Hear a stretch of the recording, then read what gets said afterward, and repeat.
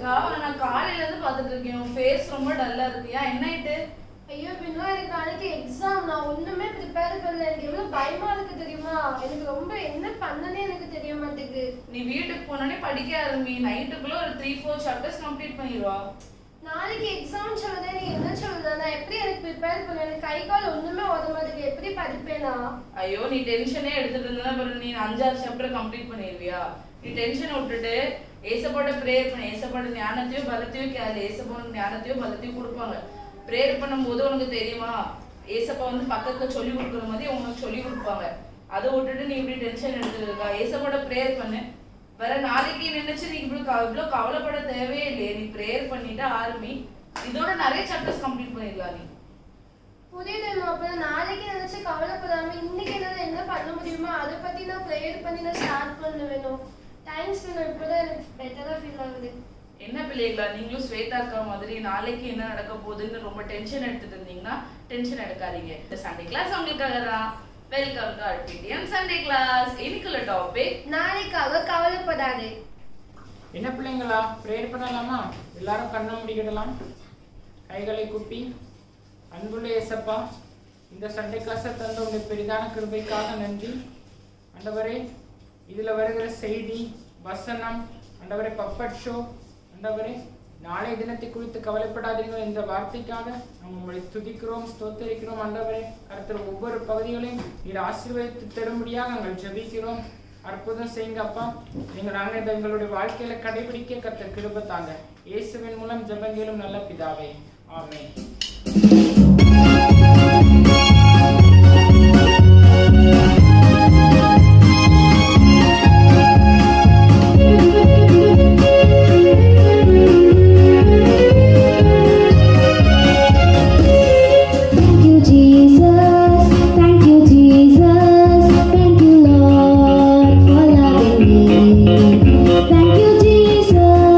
Thank you, Jesus. Thank you, Lord, for loving me.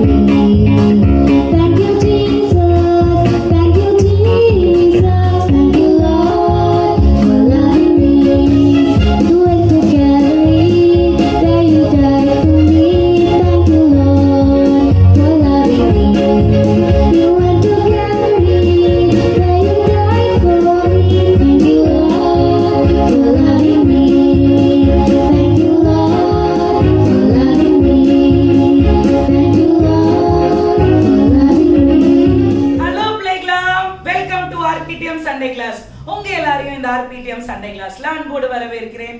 இன்னைக்கு நம்ம பார்க்க போற தலைப்பு என்ன அப்படின்னா, நாளைய தினத்தை குறித்து கவலைப்படாதே அப்படின்ற டாபிக்ல ரொம்ப அழகான ஒரு கதையை நான் கொண்டுட்டு வந்திருக்கேன். சரி, நீங்க எல்லாரும் எத்தனை பேர் ஒரு வருஷத்துல ஒரு டைம் பைபிள் வாசிச்சு முடிச்சிருக்கீங்க சொல்லுங்க பார்க்கலாம். நம்ம எல்லா ஜனவரி 1 அன்னைக்கும் நம்ம என்ன தீர்மானம் பண்ணுவோம், ஏசப்பா இந்த வருஷத்துக்குள்ள எப்படியாவது நான் பைபிள் வாசிச்சு முடிச்சிடணும் அப்படின்னு சொல்லிட்டு தீர்மானம் எடுப்போம். ஆனா அது மார்ச் மாசத்துக்குள்ள அந்த தீர்மானத்தை என்ன பண்ணிடுவோம், நம்ம கைவிட்டுருவோம். சரி, கடைபிடிக்கிற பிள்ளைகளும் நிறைய பேர் இருக்காங்க. கடைபிடிச்சு நீங்க அந்த ஒரு வருஷத்துக்குள்ள பைபிள் முடிச்சிருந்தீங்க அப்படின்னா கண்டிப்பா நான் சொல்ற கதை உங்களுக்கு தெரியும். இன்னைக்கு நம்ம பார்க்க போற தலைப்பு சாரிபாத் விதவை. சாரிபாத் விதவையை குறித்து நம்ம இன்னைக்கு பார்க்க போறோம். சாரிபாத் விதவை வீட்டுல அவங்களுக்கு சாரிபாத் விதவைக்கு ஹஸ்பண்ட் இல்லாம அவங்க ரொம்ப கஷ்டப்பட்டு போய் இருந்தாங்க. ரொம்ப கடன் இருந்துச்சு. நாளைய தினத்தை குறிச்சு அவங்க என்ன பண்ணிட்டு இருந்தாங்கன்னா ரொம்ப கவலைப்பட்டுட்டே இருந்தாங்க. ஏன்னா அவங்க கிட்ட 3 டைம் அவங்க சாப்பிடணும். அவங்களும் அவங்க பிள்ளையும் 3 டைம் அவங்க சாப்பிடணும். சாப்பிட்டுக்கிட்டே இருந்தா அவங்க வீட்டுல என்ன ஆகும், அரிசி குறையும், எண்ணெய் குறையும், மாவு குறையும், எல்லாமே குறைஞ்சிக்கிட்டே வரும். அப்படிதானே அவங்க கிட்ட ஏதாவது ஒரு வருமானம் அப்படின்றது வந்தா மட்டும்தான் அவங்க வீட்டுல இருக்கிற அந்த கிராசரிஸ் எல்லாமே என்ன பண்ணுவாங்க, ரீஃபில் பண்ணுவாங்க. அவங்க கிட்ட எதுவுமே இல்லை அப்படின்னா என்ன பண்ணுவாங்க, ஒண்ணுமே பண்ண முடியாது. அதனால அவங்களுக்கு நாளைய தினத்தை குறிச்சு ரொம்ப கவலையா இருந்துச்சு. கடைசி இப்போ மறிக்கக்கூடிய ஒரு சூழ்நிலைக்கு வந்துட்டாங்க. அப்ப என்ன பண்றாங்க, அவங்க கிட்ட இருக்க ஒரு சின்ன மாவு எடுத்து பிணைஞ்சி அப்பம் சுட்டு அவங்க சாப்பிட்டுட்டு அவங்களும் அவங்க பிள்ளையும் என்ன பண்ண போறாங்க, மறிக்க போகிற ஒரு தருவாயில இருக்காங்க. அப்ப யார் வராங்க அப்படின்னா நம்ம தேவனுடைய மனுஷன் எலியா வராங்க. என்ன தெரியுமா சொல்றாங்க, நீ சாப்பிடுற அப்பத்துல எனக்கு கொஞ்சம் தாயேன் அப்படி சொல்றாங்க. இதே நம்ம எல்லாரும் ஸ்கூலுக்கு போவோம். நம்ம அம்மா நமக்கு டிஃபன்ல லேஸ் கொடுப்பாங்க, சிப்ஸ் கொடுப்பாங்க, சாக்லேட் கொடுப்பாங்க. இதே உன் பக்கத்துல இருக்க ஃப்ரெண்டு யாராவது பார்த்தியே எனக்கு ஒரு சாக்லேட் தாங்க அப்படின்னா, வாயேன் நான் எதுக்கு உனக்கு தரலாம், அப்படியெல்லாம் நான் தர மாட்டேன், எங்க அம்மா எனக்கு தான் தந்திருக்காங்க அப்படிதானே நம்ம சொல்லுவோம். நம்ம கிட்ட ஷேரிங் பண்ற பழக்கம் இருக்குமா, இருக்காது. அதுவும் சில ஸ்பெஷல் டிஷ் எல்லாம் கொண்டுட்டு போயிட்டோம் அப்படின்னா ஃப்ரெண்ட்ஸ் எல்லாம் கட் பண்ணிட்டு நம்ம என்ன பண்ணுவோம், தனியா போய் இருந்து சாப்பிடுவோம். அதே மாதிரி அந்த சாரிபாத் விதவையும் என்ன பண்றாங்க அப்படின்னா ஷேர் பண்ணாமலாம் இல்லை, சரி இருக்கிற அப்பத்துல உங்களுக்கு கொஞ்சம் தாரேன்னு சொல்லிட்டு என்ன பண்றாங்க, எலியாவுக்கும் கொஞ்சம் கொடுத்துட்டு அவங்களும் அவங்க பிள்ளையும் சாப்பிட்டுட்டு இருக்காங்களாம். அப்ப எலியா சாப்பிட்டு முடிச்சு திருப்தி ஆயிட்டாரு. இப்ப சாப்பிட்டு முடிச்சோடனே அப்பாடா வயிறு நிறைஞ்சிட்டுன்னு ஒரு திருப்தி வரும் தெரியுமா. திருப்தியான உடனே எலியா சாரிபாத் விதவையை பார்த்து கேட்காரு, உனக்கு என்ன வேணும், நான் உங்களுக்கு என்ன ஆசீர்வதிக்கணும் அப்படின்னு சொல்லும் போது இவங்க சொல்றாங்க, ஐயா நாளைக்கு நாங்க எப்படி வாழ போறோம்னே எங்களுக்கு தெரியல, நாளைக்கு நாங்க எப்படி கடக்க போறோம்னே எங்களுக்கு தெரியல, எங்களுக்கு அவ்வளவு கடன் இருக்கு, எங்க ஹஸ்பண்ட் இறந்து போயிட்டாங்கன்னு சொன்ன உடனே அந்த எலியா ஆண்டவர் அந்த எலியாவை கொண்டு செஞ்ச அற்புதம் என்ன தெரியுமா, உன் வீட்டுல இருக்கிற எல்லா பாத்திரத்தையும் எடு, கிளாஸ்ல இருந்து கிண்ணத்துல இருந்து டம்ளர்ல இருந்து எல்லாத்தையுமே நீ எடு அப்படின்னு சொல்லிட்டாங்களாம். எடுத்து லைன்ல வச்சு எல்லா பாத்திரத்திலையும் எண்ணெயை வார்த்து ஊத்துனாங்களாம். அந்த எண்ணெய் எல்லாத்தையுமே விற்று அந்த கடன் அடைக்க ஆண்டவர் உதவி செஞ்சாங்களாம். இப்போ இதுல இருந்து உங்களுக்கு என்ன தெரியுது சொல்லுங்க பிள்ளைங்களா. நம்ம நாளைய தினத்தை குறித்து நம்ம கவலைப்படுவோம். ஐயோ நம்ம என்ன பண்ணுவோம், ஐயோ இந்த சூழ்நிலையை கடக்க முடியுமா, ஐயோ நம்ம இதை பண்ண முடியுமா, ஐயோ நம்ம அதை பண்ண முடியுமா, நம்ம ஏதாவது செய்ய முடியுமா அப்படின்னு நம்ம நிறைய விஷயங்கள்ல நம்ம கன்ஃபியூஸா இருப்போம். நீங்க நினைப்பீங்க எக்ஸாம் எழுத போகும்போது, ஏசப்பா நான் இந்த மேக்ஸ் எக்ஸாம்ல நான் பாஸ் பண்ணிடுவேனா, இந்த கெமிஸ்ட்ரி பிசிக்ஸ் எக்ஸாம்ல நான் பாஸ் பண்ணிடுவேனா அப்படின்னு. ஆனா ஏசப்பாவோட வசனம் என்ன தெரியுமா சொல்லுது, ரொம்ப அழகான வசனம். முதலாவது தேவனுடைய ராஜ்யத்தையும் அவருடைய நீதியையும் தேடுங்கள், அப்பொழுது இவைகள் எல்லாம் உங்களுக்கு கூட கொடுக்கப்படும் அப்படின்னு சொல்லுது. அப்போ ஃபர்ஸ்ட் நம்ம யாருக்கு ப்ரையாரிட்டி கொடுக்கணும், ஏசப்பாக்கு மட்டும்தான் ஃபர்ஸ்ட் ப்ரெஃபரன்ஸ் எப்பவுமே கொடுக்கணும். முதல்ல நம்ம தேவனுடைய ராஜ்யத்தையும் அவருடைய நீதியையும் நம்ம தேடணும். அப்பதான் நமக்கு கிடைக்கக்கூடிய காரியங்கள் எல்லாமே கூட கொடுக்கப்படுமா, சரியா. அதனால நாளைய தினத்தை குறிச்சு நீங்க யாருமே கவலைப்படக்கூடாது. மார்க்கு கம்மியாயிரும், அப்புறம் வீட்டுல பிரச்சனையா இருக்கு, கஷ்டமா இருக்கு, எதையுமே நீங்க நினைச்சு கவலைப்படக்கூடாது. கர்த்தர் நம்ம கூட இருக்கும்போது நமக்கு என்ன பயம் சொல்லுங்க. நம்ம எல்லாரும் எப்படி இருக்கணும், நம்ம வானத்தையும் பூமியும் உண்டாக்கின தேவனுடைய பிள்ளைகள். அதனால நீங்க எல்லாரும் உற்சாகமா சந்தோஷமா மன மகிழ்ச்சியா இருக்கணும், சரியா. எல்லாரும் கண்களை மூடுங்க பார்ப்போம். எல்லாரும் கைகளை கும்பிடுங்க, முழங்கால் போட்டு ஜெபம் பண்ணுங்க. ஸ்தோத்திரிக்கிறோம் ஆண்டவரே, துதிக்கிறோம், ஸ்தோத்திரிக்கிறோம் அப்பா. அப்பா ஆண்டவரே ஸ்தோத்திரம். இந்த சண்டே கிளாஸ் கதையை எடுக்க கர்த்தர் கொடுத்த கிருபைகளுக்காக நன்றி. இதை பார்த்து கொண்டிருக்கிற ஒவ்வொரு பிள்ளைகளையும் என் தேவன் ஆசீர்வதிக்கும்படியாக ஜெபிக்கிறோம். ஆண்டவரே ஸ்தோத்திரம். ஆண்டவரே என் எதிர்காலத்தை குறித்து ஏசப்பா நான் என்ன பண்ண போறேன் ஒண்ணுமே எனக்கு தெரியல ஆண்டவரே அப்படின்னு இருக்கிற பிள்ளைகளை கண்ணோக்கி பாருங்க ஏசப்பா. சாரிபாத் விதவை வீட்டை நீங்க தேடி போனீங்க ஆண்டவரே. அப்பா ஸ்தோத்திரம். ஒரு ஏழை விதவையோட ஒரே ஒரு மகன் மறிச்சிட்டான். அந்த விதவைக்கு யாருமே இல்லை ஏசப்பா. ஆனா நீங்க தேடி அவங்க அழும்போது நீங்களும் அழுதீங்க ஏசப்பா. அந்த பாடையை தொட்டு மறிச்சு போன அந்த பையனை நீங்க ரிட்டர்ன் கொடுத்தீங்கப்பா. அதே போல எங்க சூழ்நிலைகளை அறிகிற தேவன் நீங்க ஆண்டவரே. இந்த பிள்ளைகள் எந்த சூழ்நிலையில கடந்துட்டு இருக்காங்களோ அது எங்களுக்கு தெரியாதப்பா. என் தேவன் ஆண்டவரே அந்த பிள்ளைகளை அபரிவிதமாய் ஆசீர்வதிங்க. அவங்க சூழ்நிலைகளில நீங்க கூட இருங்கப்பா. அவங்க இக்கட்டுகளில நீங்க கூட இருங்க ஆண்டவரே. பெரிய காரியங்களை செய்யுங்க ஆண்டவரே. இந்த சண்டே கிளாஸை எடுத்துக்கொண்டு இருக்கிற அபிரேகா, ஸ்வேதா, ஜுஜுவ ஆண்டவரே ஸ்தோத்திரம், ஸ்னோலின ஆண்டவரே ஸ்தோத்திரம் என் தேவன் ஆசீர்வதிக்கும்படியாக ஜெபிக்கிறோம். பார்த்து கொண்டு இருக்கிற ஒவ்வொரு பிள்ளைகளை ஆசீர்வதிங்க. இயேசுவின் மூலம் ஜெபிக்கிறோம் நல்ல பிதாவே, ஆமென். வசனம் படிக்குமா? நான் வசனம் சொல்லுதல ரிப்பீட் பண்ணுங்க. ஆகையால் நாளைக்காக கவலைப்படாதிருங்கள், நாளைய தினம் தன்னுடையவர்களுக்காக கவலைப்படும், அந்த நாளைக்கு அதின் பாடு போதும். மத்தேயு 6:34. நான் இன்னொரு வாட்டி சொல்ல ரிப்பீட் பண்ணுங்க. ஆகையால் நாளைக்காக கவலைப்படாதிருங்கள், நாளைய தினம் தன்னுடையவர்களுக்காக கவலைப்படும், அந்த நாளைக்கு அதின் பாடு போதும். மத்தேயு 6:34. ஹலோ பிள்ளைகளா, எல்லாரும் எப்படி இருக்கீங்க? நான் தான் உங்க சிங்கி வந்திருக்கேன். ஹலோ பிள்ளைகளா, நான் தான் உங்களோட அபிரேகா அக்கா வந்திருக்கேன். ஹலோ அபிரேகா அக்கா, நல்லா இருக்கீங்களா? நான் நல்லா இருக்கேன் சிங்கி.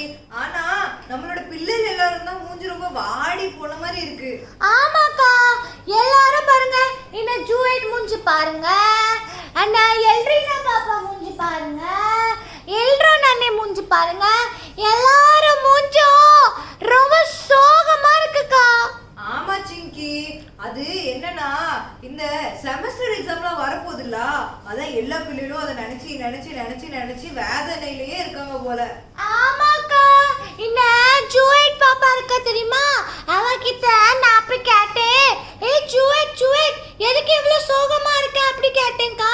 அவ சொல்றா, இல்ல நான் இருக்கேன்ல, எனக்கு ஸ்கூலுக்கு போறேன்ல, எனக்கு எக்ஸாம் இருக்குல்ல, அதனால நான் ரொம்ப சோகமா இருக்கேன், டியூஷன் போனேன்னா அடி அடி அடின்னு அடிக்காங்க அப்படி சொல்றாக்கா. ஆமா சிங்கி, ஆனா நீங்க எல்லாரும் இவ்வளவு நேரம் என்னத்த மெசேஜ கேட்டாங்கன்னே தெரியல. ஆமாக்கா, அதனாலதான் நான் எல்லாரையும் இங்க பிடிச்சு உட்கார வச்சிருக்கேன்க்கா. எல்லாரும் ஒழுங்கா சண்டே கிளாஸ் கவனிங்க, இவ்வளவு நேரம் தான் ஒன்னத்தையும் கவனிக்கல அப்படின்னு சொல்லிட்டு. ஆமா பிள்ளைகளா, நீங்க இப்படி நாளைக்கு என்ன நடக்க போகுது, நாளை கழிச்சு என்ன நடக்க போகுது, அடுத்த வாரம் என்ன நடக்க போகுது அப்படின்ட்டு எல்லாம் இனிமே டென்ஷனே எடுக்க வேண்டாம். ஏன்னு சொல்லு சிங்கி. எதுக்குன்னா நாளை நினைத்து கவலைப்பட வேண்டாம் என்று கர்த்தர் சொல்லுகிறார். ஆமா பிள்ளைகளா, ஏன்னா நம்ம எல்லாருக்கிட்டையும் உங்களையும் என்னையும் இந்த உலகத்தையே படைச்ச ஏசப்பா இருக்கச்சுல, நம்ம எதுக்காக நாளைய பத்தி கவலைப்படணும்? ஆமாக்கா, ஏசப்பா சொல்லிருக்காங்க, பாஸ்ட் பத்தியும் நினைக்காண்டா, ஃபியூச்சர் பத்தியும் நினைக்காண்டா, ஃபியூச்சர் பத்தி பாஸ்ட் பத்தி நினைக்கவே வேண்டாம். ஆமா பிள்ளைகளா, நீங்க இப்படி நாளைக்கு என்ன நடக்க போகுது, நாளை கழிச்சு எனக்கு நடக்க போகுது அப்படின்னு நினைச்சுக்கிட்டே இருந்தீங்கன்னு வச்சுக்கோங்களேன், இன்னைக்கு நீங்க மிஸ் பண்ணிடுவீங்க.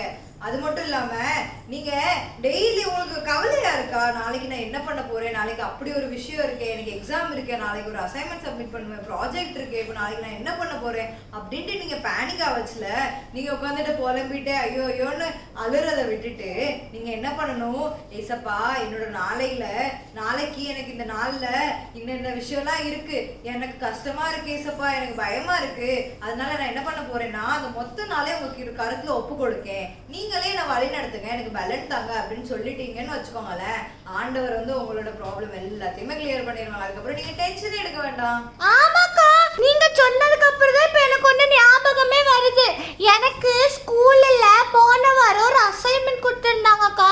ஆனா எனக்கு வந்து காலேஜ்ல நிறைய வேலை இருந்ததுனால தெரியாம ஸ்கூல் சொல்லிட்டு, எதனால நாங்க நர்சிங் ஸ்கூல் அப்படி சொல்லுவோமா, அதனால நர்சிங் ஸ்கூல் அப்படின்னு நானும் சொல்லிட்டேன்க்கா. அதனால என்ன ஆயிட்டுனா, எங்க டீச்சர் ஒரு அசைன்மெண்ட் கொடுத்துருந்தாங்க. அந்த அசைன்மெண்ட் 2 நாள் ஆகியும் நான் எழுதவே இல்லைக்கா. அப்போ நான் வந்து ஏசப்பா எனக்கு கலெக்ட் பண்ணக்கூடாது, ஏசப்பா எனக்கு கலெக்ட் பண்ணக்கூடாதுன்னு சொல்லிட்டே இருந்தேன். ஆனா இப்போ உங்களுக்கு ஒன்று தெரியுமா, நான் வந்து ப்ரேயர் பண்ணனாலே இப்போ அந்த அசைன்மெண்ட் மண்டே தான் கலெக்ட் பண்றாங்க. பரவாயில்லையே சிங்கி. சரி அதெல்லாம் விட அசைன்மெண்ட் எழுத ஸ்டார்ட் பண்ணிட்டியா? நான் எழுதிட்டேன்க்கா. ஓகே அப்போ சரி நானும் ஒருவேளை போஸ்ட்போன் பண்ணிட்டாங்கன்னு சொல்லிட்டு இன்னும் பிறகு ராத்திரி உட்காந்து எழுதலாம்னு நினைச்சேன். இல்லக்கா, நான் எழுதிட்டேன். அதனால தான் பிள்ளைங்களா, நீங்களும் உங்க வாழ்க்கையில ஏதாச்சும் இப்படி சோதனைகள் வந்துச்சுன்னா அது எதுவானாலும் இருக்கலாம். எக்ஸாமா இருக்கலாம், ப்ராஜெக்டா இருக்கலாம், அசைன்மெண்ட்டாக இருக்கலாம், இல்லை ஆன் த ஸ்பாட் உள்ள சர்ப்ரைஸ் டெஸ்ட்டாக இருக்கலாம், இல்லைன்னா ஆன் த ஸ்பாட் பிடி சார் வந்து உங்களை செக் பண்ணுறதா இருக்கலாம், நீங்கள் நெயில் பாலிஷ் அடிச்சிருக்கலாம், நீங்கள் ஏதாச்சும் பண்ணியிருக்கலாம், தலையை ஒழுங்காக கெட்டியிருக்காமல் இருக்கலாம். ஆனால் அந்த டைமில் நீங்கள் ஒரு நிமிஷம் கண்ணை மூடி ப்ரே பண்ணிட்டு ஏசப்பா ப்ளீஸ் ஏசப்பா எனக்கு எதுவுமே ஆகக்கூடாது, ஏசப்பா என்னை பார்த்துக்கோங்க ஏசப்பான்னு டென்ஷன் ஆகாமல் நீங்கள் ப்ரேயர் பண்ணிட்டீங்கன்னா ஏசப்பா ஸ்டார்ட் பண்ணி கொடுத்துருவாங்க.